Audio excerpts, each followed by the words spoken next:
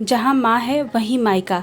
सविता जी के इकलौते बेटे ने जब से अपनी सहकर्मी से शादी करने की इच्छा जताई, तब से वह परेशान थी। उनका बेटा राज विदेश में काम करता था। साल में एक बार 10 दिन की छुट्टी लेके भारत आता तो अपने घर पटना आ जाता।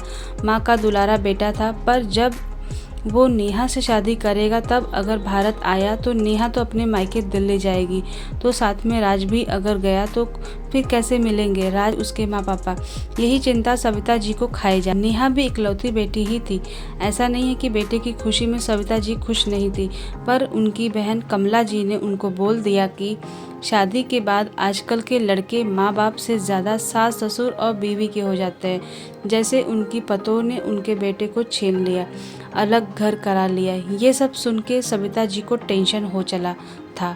नेहा के परिवारजन और नेहा पसंद तो आ गए सविता जी को, पर बहन की बातें कानों में गूंजकर उनको बेचैन कर देती थी। किसी से ये सब बोल भी नहीं पा रही थी। खैर, अच्छे से विवाह संपन्न हुआ।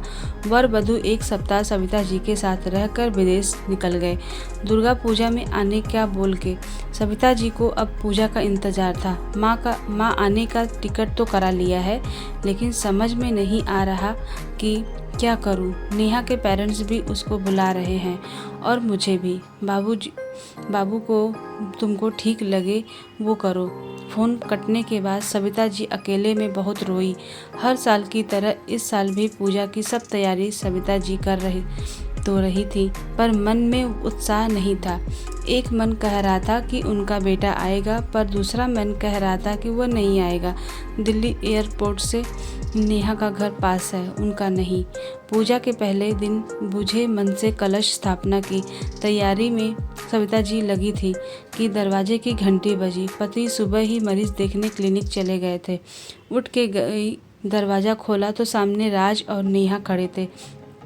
लाल बनारसी साड़ी में नेहा साक्षात दुर्गा जी लग रही थी। मीना जी मंत्रमुग्ध होके उसको देखने लगी, आंखों में आंसू भर आए।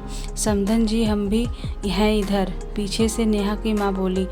तो सविता जी चौंक गई, पर तब ध्यान दिया कि साथ में नेहा के माँ पापा भी आए हैं, वो भी पूरे सामान के साथ। माँ, आपने कहा था जो ठीक लगे वो करो, तो मैं मम्मी पापा को यहीं ले आया। ऊपर के कमरे खाली हैं, वो लोग यहीं रह लेंगे हमारे साथ। माँ, जहाँ माँ होती है वहीं मायका होता है। मैंने सोचा हम सब साथ में दुर्गा पूजा मनाएंगे तो ज़्यादा मज़ा आएगा। इसी बहाने आप चारों में दोस्ती भी हो जाएगी और हमारे वापस जाने के बाद भी आप लोग टच में रहिएगा। नेहा बोली, हर छुट्टी में जब हम आएंगे तो कभी पटना में तो कभी दिल्ली में, सब साथ में ही रहेंगे। आपको कोई दिक्कत तो नहीं है ना माँ? राज बोला। तो सविता जी ने बहू को गले से लगा लिया। सभी लोग अंदर आए। आज मेरी नेहा कलश स्थापना में मेरी मदद करेगी। सविता जी प्यार से नेहा का हाथ पकड़ के पूजा के कमरे में ले गई। सबके साथ बहुत खूबसूरत वक्त बीता और सविता जी ने भगवान को धन्यवाद दिया कि उनके बेटे ने उनकी ममता की लाज रखी। तो दोस्तों, आपको अगर कहानी अच्छी लगे तो प्लीज़ लाइक, शेयर, सब्सक्राइब ज़रूर करिएगा। कमेंट में अपने विचार भी दीजिएगा। अब अपनी मिलते हैं अभी नेक्स्ट वीडियो में। तब तक के लिए बाय बाय।